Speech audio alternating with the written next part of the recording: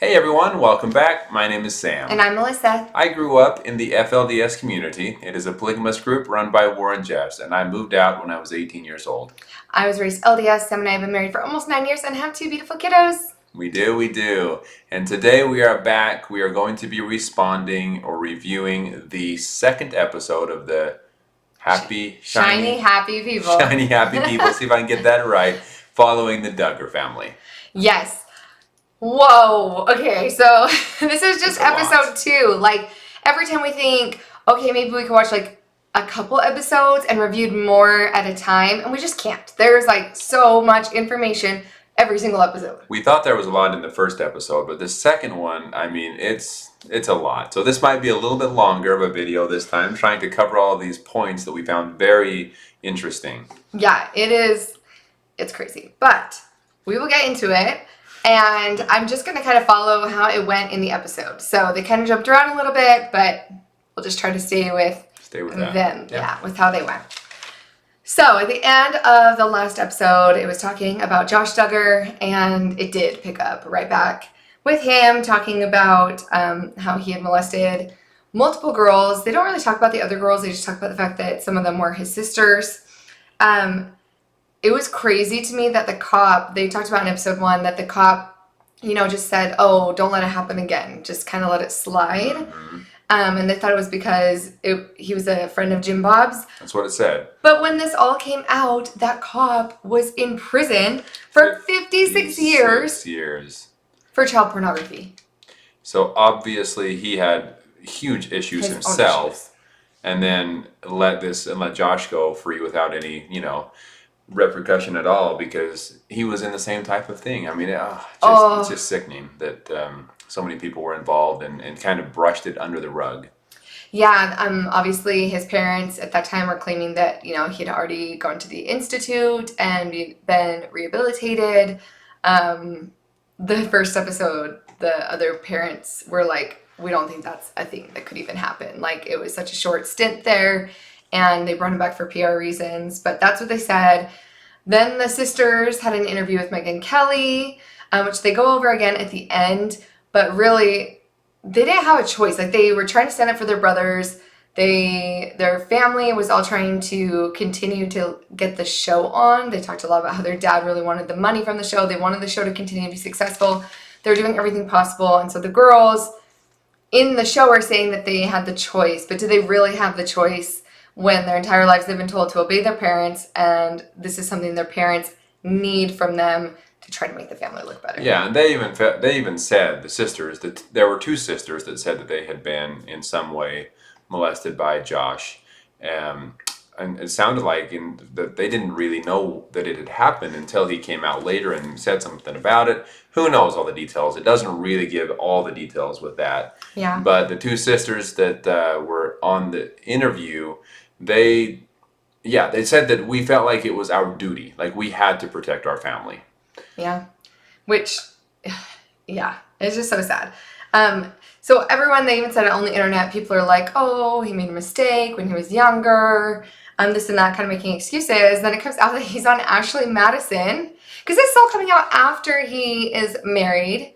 He has at least 1 baby at that point, right? So he's already married with kids, and everyone's trying to say, oh, this was just a stupid mistake when he was younger. Then the Ashley Madison link comes out. He's on there, find out that he's been having sex with porn stars while his wife was pregnant. This is like way bigger of an issue than some teenage boy making whatever mistakes. It's so much more. It showed that it was a pattern. He was never rehabilitated. His parents never gave him the chance, and sweeping it under the rug is now showing that very ineffective. Very ineffective. And when the parents were asked, do you feel like he was changed? Do you feel like he was a better person? And they said, hey, of course, the institute fixed him. He was fine after that, so we welcomed him back into the family. And the part that gave me bad icks, I don't know, maybe icks the right word, but was the mom saying, they're like, hey, did you talk to Josh? And she said, I don't need to talk to Josh, I need to talk to Heavenly Father. And that just struck a chord with me, because somebody needed to talk. He needed to be able to actually have a chance of moving forward without these problems. Like, as a 13-year-old boy, if they'd gone to a cop who had punished him properly, or been able to actually rehabilitate him, or like help him, right? It's not even like punishment. He needed to be punished for his crimes, but how is he supposed to grow up into a man who's not going to do things like that if there isn't any repercussion? Exactly. Right? And so then to say, we don't need to talk to him, we just need to pray for him. That just, ugh. Unfortunately, that is a mentality in a lot of belief systems. It's not about the person here, it's about what Heavenly Father wants, and He will guide us.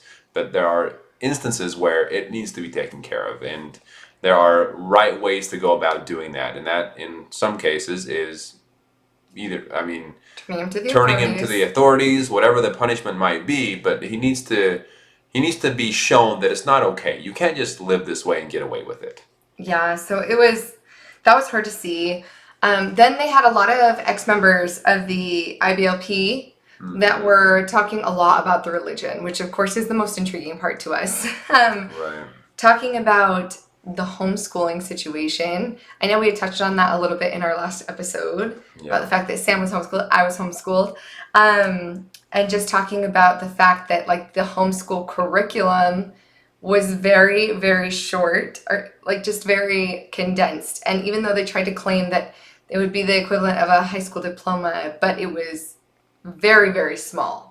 Right. And very condensed. And that's kind of how it was for you too, right? Like everything was more on the religious aspect. Yeah, exactly. They were showing us some of the pages in that on this documentary, and it was all religious based. Mm-hmm. And that's kind of what they focused on, is the importance of religion behind every topic. And the only thing that a woman needs to know is some fractions that are necessary for cooking in the kitchen. That type of mentality, right? That it's just about putting people in their place and learning only what you need to know in order to survive in the situation, in that religious situation. And that's how your homeschool experience was. Definitely, yeah, that's exactly what it was. There were regular history topics and things that were brought up, but always looped back around and in some way intertwined with religion. Yeah, I lucked out. My homeschool curriculum was way more well-rounded. While everything did have like Christian values entangled in it, I still had like the broad range of science and history and deep math and algebra and like all the subjects. I didn't stop at fractions. I didn't stop at a third grade education. I went into high school really excelling, so I knew like my mom did a really good job of making sure that we like excelled in our education, rather than this like, okay, we're going to try to hold the women back. It was very much like an accelerant, so that when I went into public school, I was very much ahead. Right. But I got super lucky. And you did high school in a public school. So you weren't, in this case, this curriculum was to take place of high school. Exactly, yeah. So that's a huge difference. It's a difference there, for sure. And in the FLDS, you didn't go to high school or get in high school education. It was like, what, up to 4th, 5th grade? Yeah, it just depended on the family and the current situation, how quickly we were able to get out the door and go to work, that type of thing. But it was not very strict. It was very much, this is the homeschooling curriculum we have, and I do feel like my parents, given the situation they were put in, tried their best in education. I do feel that way. Both my mother and my father both talked to me about the importance that they felt education was, but they were only given so much based on the religious background they were brought up in. Yeah, and they were talking about the only things that they were allowed to watch were the IBLP approved shows. And which was, yeah, that just kind of made me chuckle, because that's the same thing. Like even music, when they said like no, even Christian rock wasn't allowed. Rock bands were very, what was the word they used? They used a specific word to try to describe these, but in my case it was the Gentile music. And we were not allowed to listen to the Gentile music because it was all bad. Well, they always put the emphasis on Satan, right? That it was going to let Satan in, and that was Satan's music, and the rock beat in rock music was of Satan. Yep. Even in Christian rock, it was still from Satan. And so they definitely put a lot of fear about that. They said that like it wasn't a religion itself, but that they were supposed to spread it into their religions. Right. It was Which I thought more was of an really idea. Yeah, It's so more of all an of these idea. rules and stuff, like you could have a family that followed IBLP rules in any religion, really, because that was just them taking those certain Christian things that Gothard was teaching and bringing it in, and they were supposed to kind of like, it sounded like they were trying to like infiltrate all the Christian churches. In a way, and it was also a lot of how you were supposed to act in the home, right?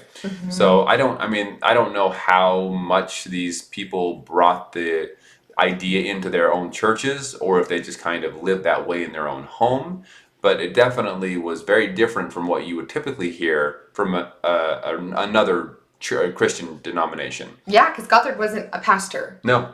He was not a pastor. But he got such huge followings, and that's the thing is they may have like had it in their home, but they were obviously spreading the word because it was growing so quickly, and there were so many people that were still going to the seminars and doing all of those things. And they kind of talked about the fact that Gothard, he wasn't a pastor, but he was playing on people's emotions of like the good old days, like looking back into like the 50s. And that's kind of what the idea was, like the umbrella of authority, Christ, husband, wife. Well, yes, there was that, and then they also mentioned that it was the wife and children, and then the husband, and then the pastor, and then Gothard, and then Jesus. So he was even above the pastors. He was right next to Jesus, supposedly talking with him and all that. So yeah, but even in the textbooks, it was still like yeah. God, husband, wife, children, and the umbrellas. Everybody that was an ex-member of that was on there, like even the Duggar girl herself, like everybody mentioned the umbrella of authority, the umbrella of authority. Yeah. And I think that's really similar in both of our growing up. More extreme for me, of course. It was there were a lot of things in this that just were so similar to the way I was raised. There were some differences, of course, but as far as just the authority and the husband is in charge and the wife and children just listen and obey, and in my case, keep sweet no matter what. In their case, obey immediately or instantly, something like that. Yeah, so obey immediately. So I think very similar, different wording, but very, very similar idea. Yeah, it's still even for us. Like when we first got married, I remember like our covenants that we made, I had to covenant to obey Sam as he obeyed Father. And that's the wording. God, yeah, or God, Heavenly Father. So we also had that. Even getting married in 2014, we were still subject to those same type of umbrella rules. We were still living that until recently. Yeah. So, that was crazy to see how similar that was between all of them. Going back to them saying the good old days, it was a huge wave, they said, of homeschooling. That's when the homeschooling really took off in 1984. People were wanting to look back and kind of just get rid of everything that was going on in the schools, and people just believing that the school systems were just going out of control. I still feel like that's a really common theme in a lot of Christianity, right? Like the schools have been the worst forever. I don't know. Yeah, was there a time when the schools were good? I don't know. It depends who you ask. There are definitely those families that will say the schools are teaching incorrect principles. They're taking worldliness. They're taking religion out of them, so therefore it's bad, and they're teaching all these false things. Which maybe there are some schools that are. I can't stand up for every single school and say that they're teaching the perfect principles and everything the way they should. I don't know. And that's so relative anyway, because if you're going to try to create an entire school system around religious beliefs, there's no way you could have a community school. Because everybody's beliefs are different. You could never make everybody perfectly happy with a perfect curriculum. Right. They tried with this one. I was just going to say that, but they tried. They tried. They said that the curriculum was based on the Sermon on the Mount, and they tried to incorporate every single subject all into that. And they had what was called wisdom booklets, which honestly gave me a little bit of flashbacks, because when they were talking about the wisdom booklets and they were saying that there was something on like every single topic, I had for the strength of youth, and there was a section on like every single topic: language, TV, music, dating, kissing. I mean, there was something, a little bit of something on everything that gave specific rules of how you should behave for all of those things. For the youth up to 18 years old, right? Yep. So similar age range. Yeah, and there was, so for Strength of Youth pamphlets, it sounded really, really similar. And then they talked about, for this, that then they had the Advanced Training Institute. And that was their homeschool, like where you would go to conferences. Right, and that was that was for adults as well, though. It looked like it Right. was like for the whole family, but I think they were talking specifically about the youth. I think that's going to be coming in the next episode, because they kind of teased it at the end of what the youth would go through when they went. So I'll kind of save any ideas of youth camps and conferences, because I definitely had those growing up. So we'll see how those compare. It's interesting. I had the devotionals, was what I was raised on, and that was given through the prophets. In my case, it was Rulon and Warren Jeffs, and there were devotionals that they would give and teachings that we were given the pamphlets, I guess you could say, or the papers with everything written out, how it kind of the way that they're giving them revelations now in the FLDS church. In today's, they call them revelations now, but in my day it was a devotional. So it's very similar, though. This is exactly how you should live, and this is exactly how you should do everything, and so. And then the FLDS for the women, my sister-in-law shared with me too. They had homemaker packets that they had to learn all about how to be a wife and a mother, and very specific instruction for that as well. Yep. They talked about that science, only backs what scriptures say. That the Duggars, there was like a clip of the Duggars saying that evolution's not a thing, but that science backs what scripture says. And they said fossils all came from the flood. Mm-hmm. Simultaneously, they say. Yeah, and I was totally taught that. I was taught that, like, that's why there's dinosaur fossils all over the world, because when the flood happened, the earth shifted, and then like the fossils ended up on all the different continents and everywhere, and like everything kind of got mixed up, basically. Just got kind of shuffled up in the flood. And I had even been told before, and this isn't church doctrine, so I'm not trying to say this is what the LDS like teaches over the pulpit, because I don't remember them ever talking about scientific stuff in church, honestly, other than just the fact that sometimes God's laws are later proven through science. So I think that was mentioned, but like they didn't talk about specific things or anything like that. But at home, like I had heard from other people and things that, dinosaurs went extinct because they couldn't fit on the ark. I mean, they drowned. If you just base off logic, right? The dinosaurs were too big. Sorry. Can't go. And then when they died, then they got spread out in the waters, and that's where all their fossils are. And other people will claim, no, they just allowed the baby dinosaurs on, right? And like everyone will come up with different opinions to try to make things work, but. Yeah, that one made me, but I was like, oh, I know about that. They had their own board games. They were not allowed to watch, they weren't allowed to play the game of life, which I thought was hilarious. Along with the what to wear, watch, listen to, which we kind of already talked about. No Winnie the Pooh, which mostly just broke my heart. I was like, no Winnie the Pooh, because they said it glorified depression. Because of Eeyore. Because of Eeyore. And then they took away everything Disney. Yep. No Barbie.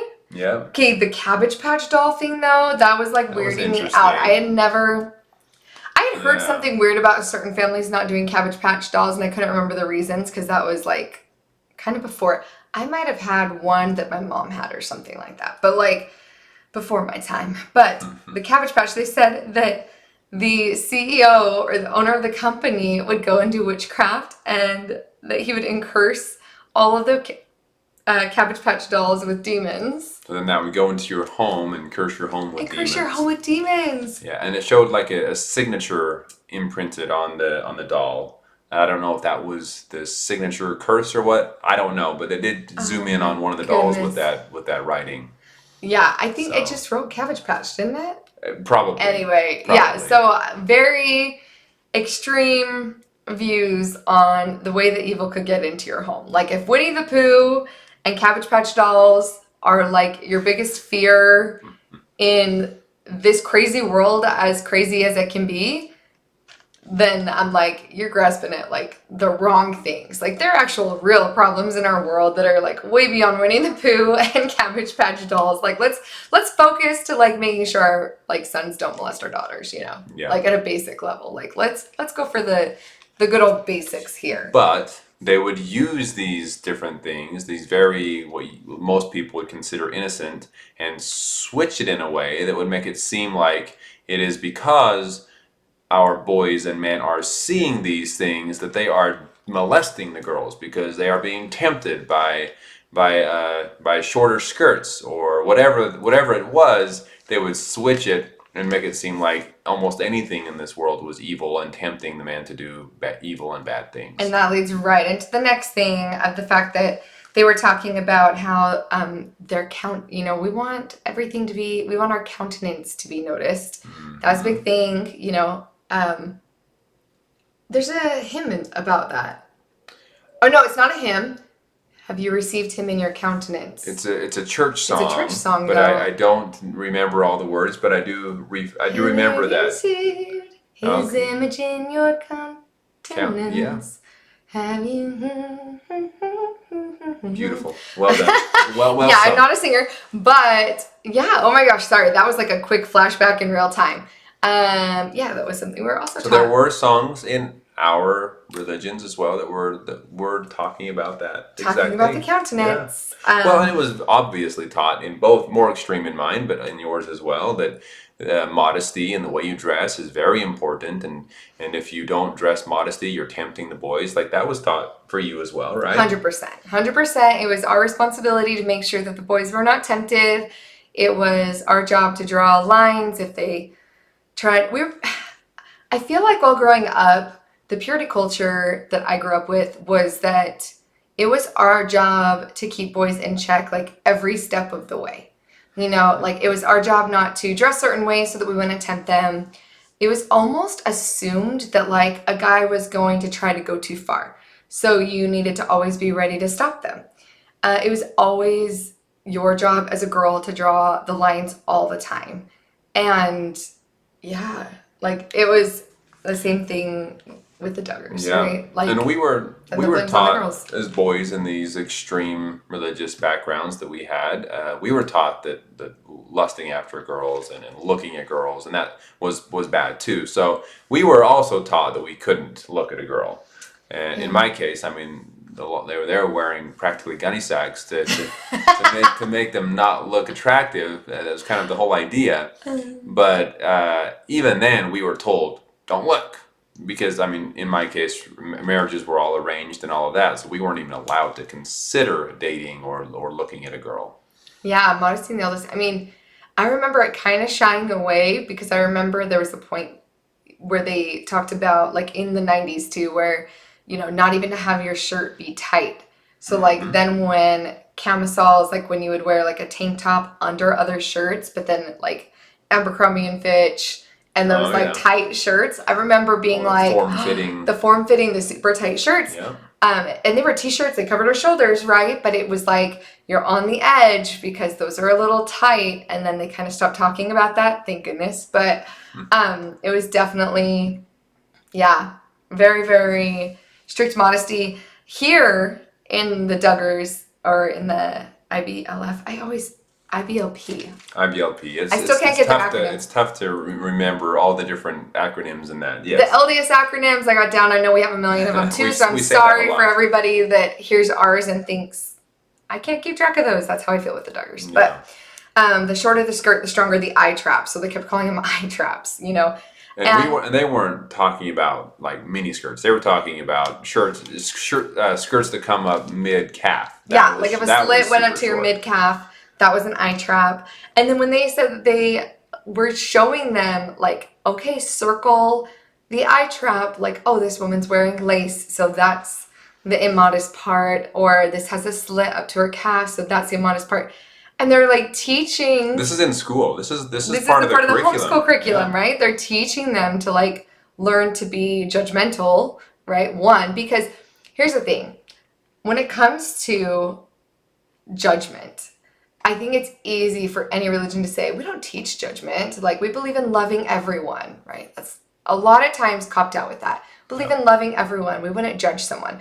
But if you teach youth their entire lives that this way of dressing is an eye drop, this is bad, this is evil for you to do, why on earth would they expect us to look at other people any other way? If you're telling me that it's evil for me to wear short shorts and a tank top, like how I grew up, like that's bad. Maybe not evil. I don't think we'd really use the word evil, but like that's bad. That's immodest. That's a way of showing that you don't care about your body, that you don't respect yourself. It's going to make boys want to do bad things to you.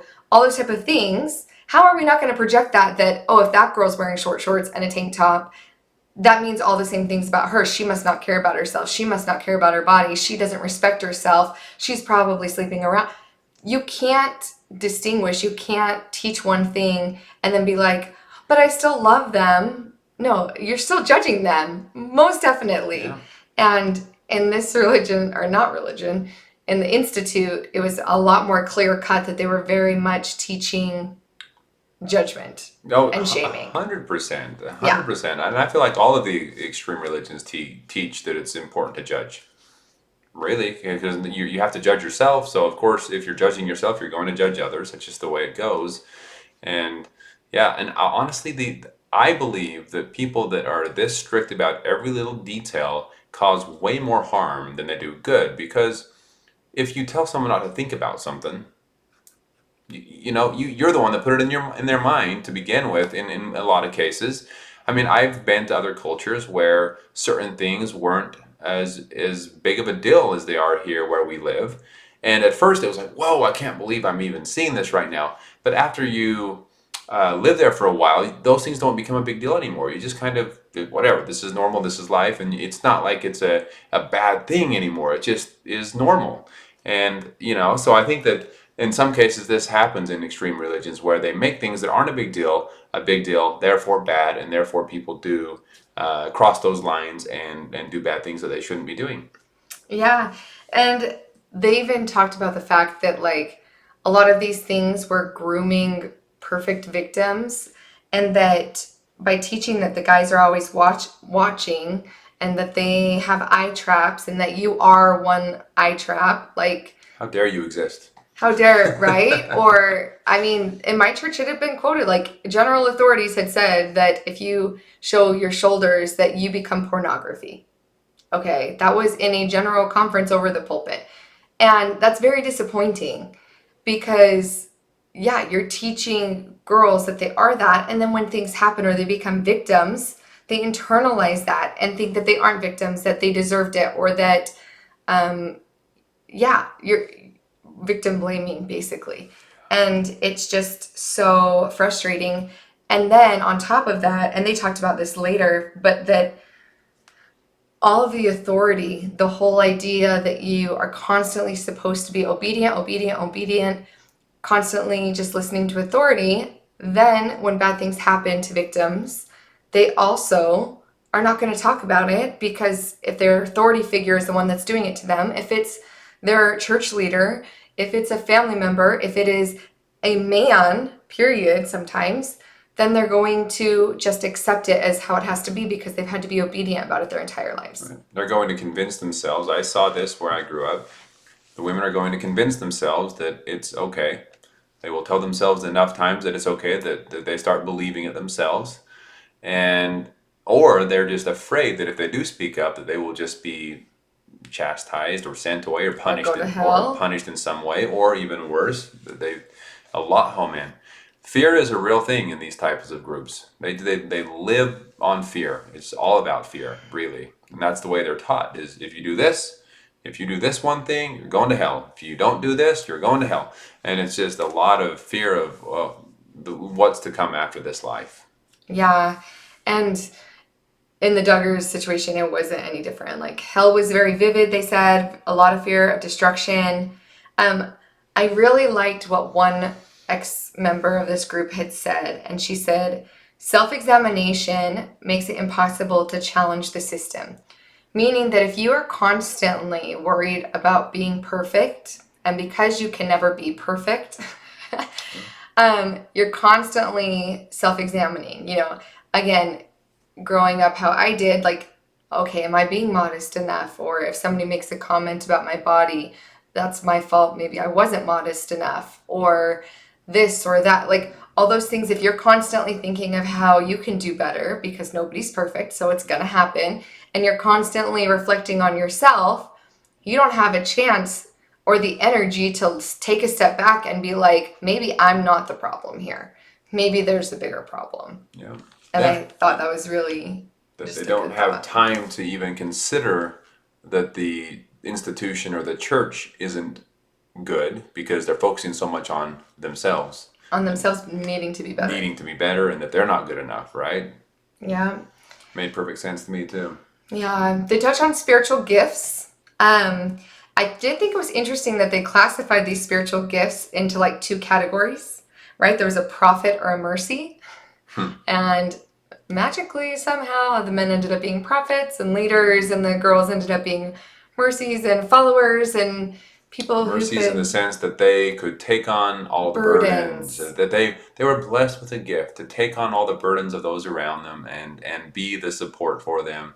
That was like FLDS, like, so much. When I heard it, I was like, oh my gosh, this is exactly what my sister-in-laws describe. This is exactly what Warren Jeff's Revelations preach to the max, that it's constantly the women. Goes to show the manipulation and the way they're able to use these words to make it seem like it's a blessing, instead of being straightforward and saying, hey, we expect you to do everything and to take and just be in charge of any of the problems, just fix it. And if anyone needs something, they can go to you, you take care of it. We're going to go do what we want to do. You just take care of the rest. Instead of saying that, they say, you've been blessed. What a blessing it is to be able to take on the burden of those around you and to help them. Sorry, I started talking in that voice. Talking in the voice, not the voice. But anyway, that's just kind of the way that it seems to come across in the end. It's just, they make it seem like a blessing, but really it's a curse.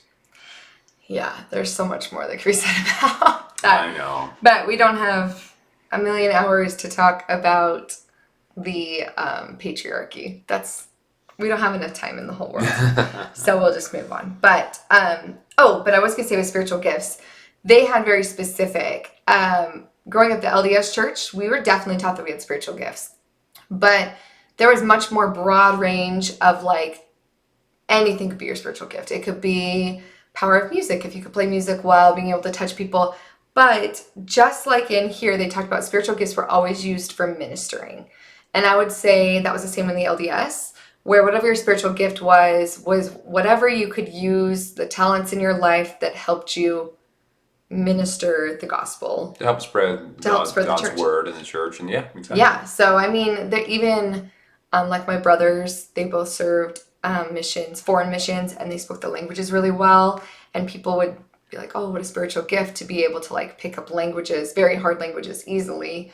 They would call it a spiritual gift. It wasn't even just them being able to learn it very well. It was a gift.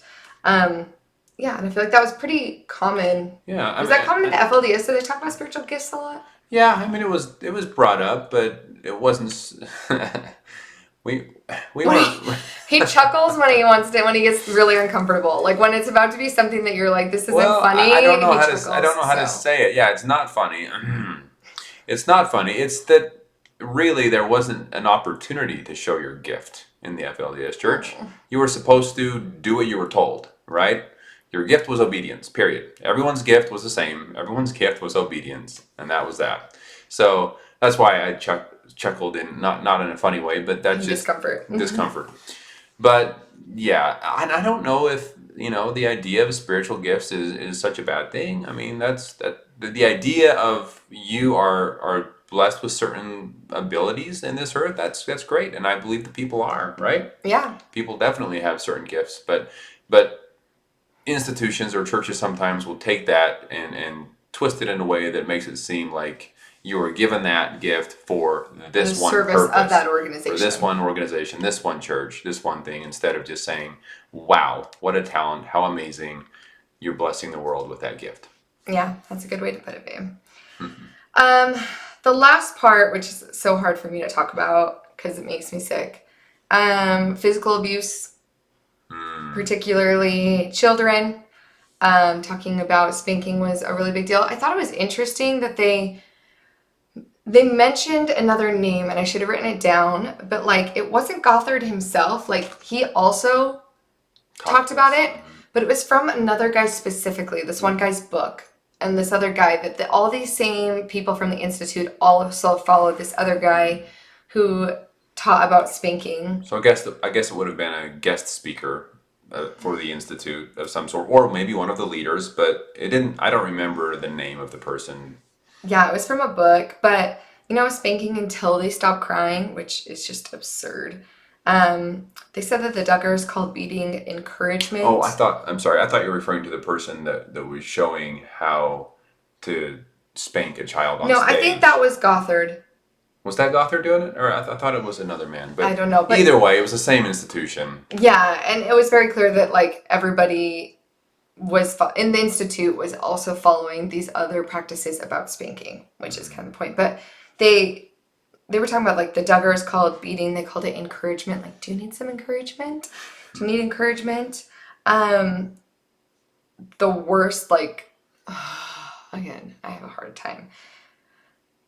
When people can hurt children, it like really, really gets to me. So, especially babies. I can't even, like, it's like tears of rage and sadness. Yeah. But like blanket time, saying that they were like hitting babies for reaching after toys. To try to, what did they say? To take away their evil will or something that they were born with. The natural like will that they're born with, the evil will of them. And to say that a baby has anything evil inside their body at all makes me know that those people are evil.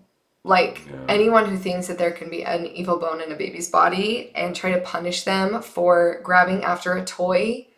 And then, they would smack them. And even the Duggar mom herself, they were saying in her book, was talking about how she'd have the kids pick out a toy, and she would tell them not to touch put it it. Just out of your reach. And when you try to get this toy that you just chose and picked out, I'm going to smack you for it. Like, it just over and over and over and over as a baby. The one woman she was talking on the stage and she was like, my child just wouldn't listen. I was expecting her to say that this was like a 13-year-old. That's what I was expecting. My child will not listen. And when she said her baby was 14 months old. Yeah. Yeah. I could beat that woman. Okay, not really. But like, I don't know, maybe. But like anybody who hurts children and babies who do not know better, just to me, that is evil. Pure evil. And I just can't, again, tears and rage. And I really can't be on this topic much longer because it's just so it's hard to even frustrating. We can't fathom it. We have no idea how a parent could go through with something like that. So to even talk about it is infuriating and hard. Anyway, the last little bit was talking about a woman who was just kind of encompassing all of this, talking about how she got married. She believed that God was going to send her a man in her life, so she got married very young, which I feel like happens a lot. And then he was abusive to her. I had never heard before about the idea of spanking being part of punishment from your husband. Right. So, oh man. So basically calling abuse, again, blaming the woman, right? Like, oh no, she's just being disciplined by being beat. Oh, and they would spank their, it sounds weird. They would punish their wives for things like not referring to him as, or saying things like, yes, sir. Or what was the other one? My Or lord. my lord. My lord. Or not referring to him in the right terms or whatever. Would be enough for punishment. And she said corner time, like a grown woman being sent to the corner, and then she said there were certain rules of whether or not she had to have sex with him afterwards as part of a like reconciliation of it, which would basically be rape at that point. If someone abuses you, beats you, and then says, now you have to sleep with me. If they feel like it, like depending on what Whatever whatever the husband wants, they need to decide. Okay, I'm ready to forgive you. Now I'm going to force you to have sex with me. Yeah. What? Like, it's just yikes. I don't. Yeah. So I've never heard of that. The idea of a wife being punished like a child. Obviously, I hope that this woman got out. It seems like she did, since they had blurred out her husband's picture. I think we might hear more about it in the following episodes. But just heartbreaking. And again, she was talking about the fact that it goes back to that grooming of victims. Like if you've been told your whole life that your whole purpose is to be submissive to your husband, and thank goodness I didn't see it go to that level. My personal experience in the LDS. I didn't see it go to that level where like women felt like they had to be beat in order to, submit to their husbands. Thank goodness I didn't personally see that. Not saying it doesn't happen, but the FLDS in particular, it happens a lot where there's abuse because of this abuse of authority. Yeah. Oh, definitely. And not to try and, I don't know, not to try to defend the Institute by any means, but out of curiosity, was this punishing of wives and that something that was taught, or was that just this one guy did this?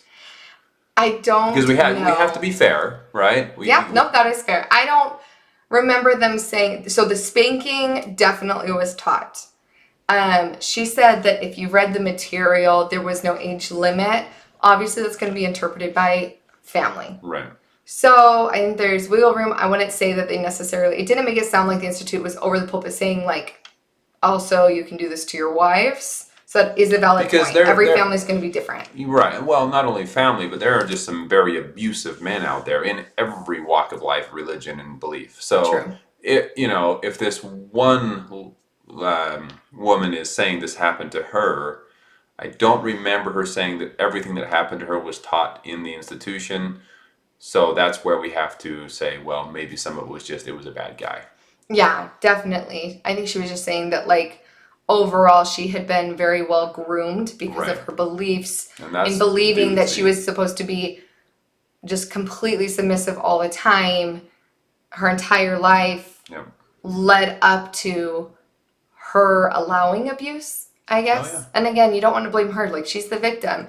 But her circumstance, the way she had been taught, definitely played a part in her being the perfect victim. Yeah, definitely. Which is heartbreaking. That's for sure. Is because of her upbringing in the Institute, whatever, she was not equipped to know how to deal with that situation. That's 100%. For sure. That's for sure. Anyway, I know this is a long one, but so much to unpack in episode 2. Yeah. Holy cow. We will be back at it with episode 3 and 4. If they keep going like this, we'll definitely need a separate episode for 3 and an episode for 4. But yeah, stay tuned for those. And hopefully at the end, there's a little bit of closure of some people who were able to get out and lead healthy lives. And I hope that we get like a little bit of happiness at the end, because right now we're in the trenches. Because like we said in the last episode, we have never seen the show, the Duggar family, the 19 and counting, or is that what it was called? 19 Kids and Counting. 19 Kids.